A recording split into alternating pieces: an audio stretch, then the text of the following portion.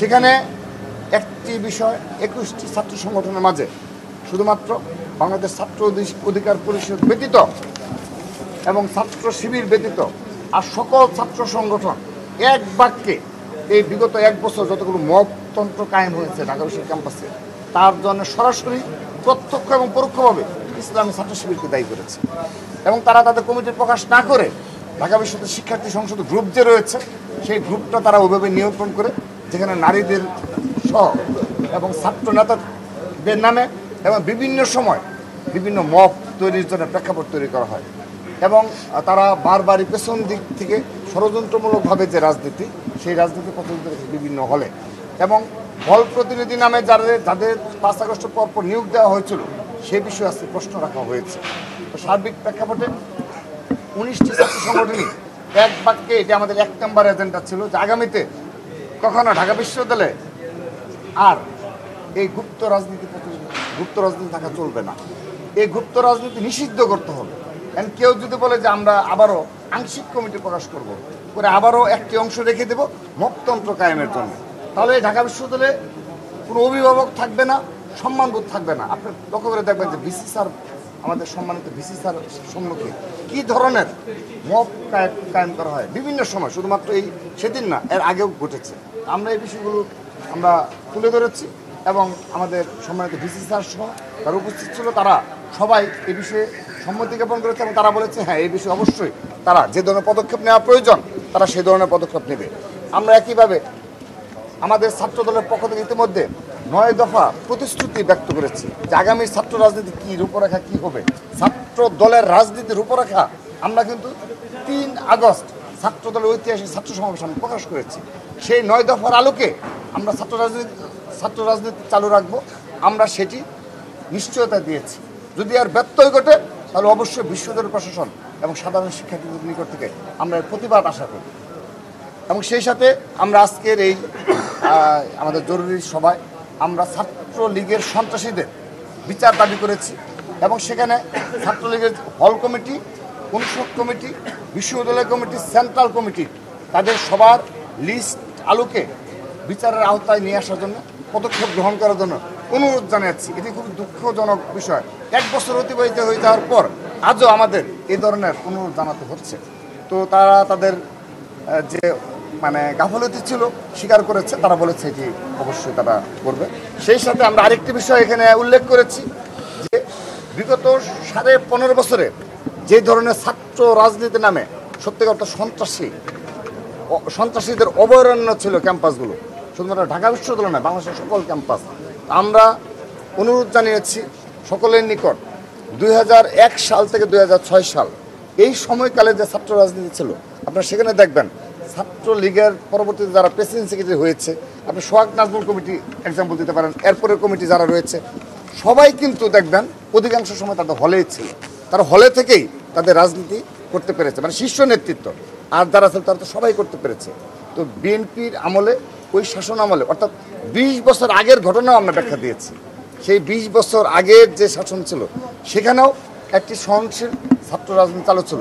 অবশ্যই সেই সময়ের পারিপার্শ্বিকতায় অবশ্যই আমাদের কিছু বিষয় অনাকাঙ্ক্ষিত বিষয় ঘটেছে, আমরা এটি স্বীকার করেছি সরল বাক্যে সকল ছাত্র সংগঠনের মাঝে।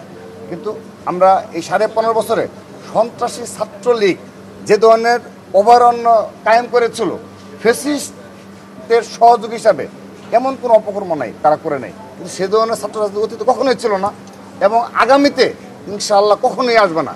তার প্রমাণস্বরূপ আমরা যে 1টি বছর বিগত সময় পাড়ি দিলাম, সেই সময়কালকে ধরে সকল ছাত্র সংগঠনের নেতৃবৃন্দকে আমি অনুরোধ জানিয়েছি তারা যখন বক্তব্য রাখবে তারা যেন এক করে বক্তব্য যেন না রাখে, এতে ফেসিবাদ পুনর্বাসনের একটা সম্ভাবনা জাগে এবং সন্ত্রাসী ছাত্রলীগ উৎসাহিত হয় যে আমরা যা করেছি হয়তো আমাদেরটা ক্ষমাযোগ্য। তো সে কারণে আমরা তাদেরকে অনুরোধ জানিয়েছি। অর্থাৎ সার্বিক প্রেক্ষাপটে আমাদের আজকের সকল ছাত্র সংগঠনের মাঝে একটা ঐক্য গড়ে উঠেছে যে এই ক্যাম্পাসে কোনো গুপ্ত রাজনীতি চলবে না। তারা যদি বলে এই চাপের ফলে সকল ছাত্র সংগঠন চাওয়ার ফলে তারা যদি মনে করে যে আমরা আবার আংশিক, আমাদের 14 সকল কমিটি ছিল, আমরা আরও 10 জনের তালিকা প্রকাশ করলাম, সেটি আমরা মানব না। আমরা গুপ্ত রাজনীতি নিষিদ্ধ চাই, কারণ এই সর্বশেষ সময় ঢাকা বিশ্ববিদ্যালয় ক্যাম্পাস সহ সকল ক্যাম্পাসে যে ধরনের মপতন্ত্র কায়েম হয়েছে তার অধিকাংশ এই গুপ্ত সংগঠন দ্বারা সংগঠিত হয়েছে বলে আমরা ঐক্যমতে পৌঁছেছি।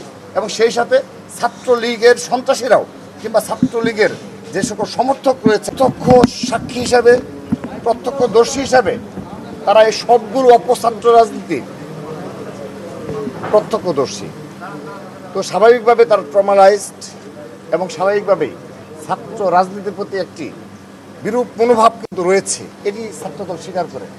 কিন্তু বিগত একটি বছর আমরা যেভাবে সহনশীল রাজনীতি উপহার দিয়েছি এবং আমাদের সংগঠন দ্বারা একজন সাধারণ শিক্ষার্থী জোরপূর্বকভাবে কর্মসূচিতে নিয়ে যাওয়া কিংবা হলের সিটের বিষয়ে আমাদের সবগুলো প্রক্টর স্যার, প্রভোস্ট স্যার সবাই উপস্থিত ছিল। তাদের নিকট আমরা জিজ্ঞাসা করেছি যে ছাত্রদলের পক্ষ থেকে এই পর্যন্ত একজনের সিটের বিষয়ে কোনো কল দেওয়া হয়েছে কিনা। তারা এক বাক্যে স্বীকার করেছে। এমনকি উপাধ্যক্ষ মহোদয় আমাদেরকে ধন্যবাদ জানিয়েছে যে না, ছাত্রদলের পক্ষ থেকে এই ধরনের তারা আজকের দিন পর্যন্ত কোনো প্রকার কোনো অপরাজনীতির 1% কিছু আমরা পাইনি। রাজনীতি এই ক্যাম্পাসে প্রচলিত ছিল, অর্থাৎ 15.5 বছর সন্ত্রাসী ছাত্রলীগ যে ধরনের ছাত্র রাজনীতির নামে সন্ত্রাসী কর্মকাণ্ড করেছে, গেস্ট রুম কালচার, গণরুম, জোরপূর্বকভাবে কর্মসূচিতে নিয়ে যাওয়া যে কালচারগুলো এবং আরও অপরাজনীতি সকল কালচার এই ক্যাম্পাসগুলোতে ছিল। এবং আমাদের এই যারা সাধারণ শিক্ষার্থী যারা রয়েছে তারা সবাই এর ভুক্তভোগী। কিন্তু স্বাভাবিকভাবে তারপর সাধারণ শিক্ষার্থীদের একটি অংশ রয়েছে ট্রমালাইজ। এটি এই আবেগের প্রতি ছাত্রদল সম্মান রয়েছে, ছাত্রদলের সম্মান রয়েছে এবং তাদের আবেগকে আমরা সম্মান জানাই। তাদের এই আবেগকে নিয়েই আমরা আগামী ছাত্র রাজনীতি বিনির্মাণ করতে চাই। কিন্তু উদ্ভূত পরিস্থিতিতে এখানে আরেকটি বিষয় সবচেয়ে গুরুত্বপূর্ণভাবে উঠে এসেছে। আমরা আমাদের ছাত্র সংগঠনগুলো আমাদের মতামত দিয়েছি, আমরা অনুরোধ জানিয়েছি ছাত্রদলের পক্ষ থেকে আমরা অনুরোধ জানিয়েছি। আমরা আজকে ছাত্র সংগঠনগুলো আমরা আমাদের মতামত ব্যক্ত করলাম যে ক্যাম্পাসে এবং হল পর্যায়ে কী ধরনের রূপরেখা প্রয়োজন, একটা রূপরেখা, লিখিত রূপরেখা প্রয়োজন, যে এর বাইরে কেউ কিছু করতে যেন না পারে এবং গেস্ট রুম, গণরুম, কালচার সহ ছাত্র রাজনীতি কোনো কিছু যেন না থাকে, সেই বিষয়গুলো আমরা তুলে ধরেছি। ঠিক একইভাবে আমরা স্পষ্টভাবে আমরা তাদের নিকট অনুরোধ জানিয়েছি যেন শুধুমাত্র ছাত্র সংগঠনগুলোর মাঝেই নয়, তারা যেন জেনারেল স্টুডেন্টদের কাছ থেকেও যেন কিছু মতামত যেন নেয়। তারা যেন বাস্তবিকভাবে এই 2025 সালে তো শেষ কথা নয়, আগামীতেও এই ঢাকা বিশ্ববিদ্যালয়ে থাকবে এবং ঢাকা বিশ্ববিদ্যালয়ে একটি সুস্থ ধারার ছাত্র রাজনীতি প্রচলিত থাকবে ইনশাআল্লাহ।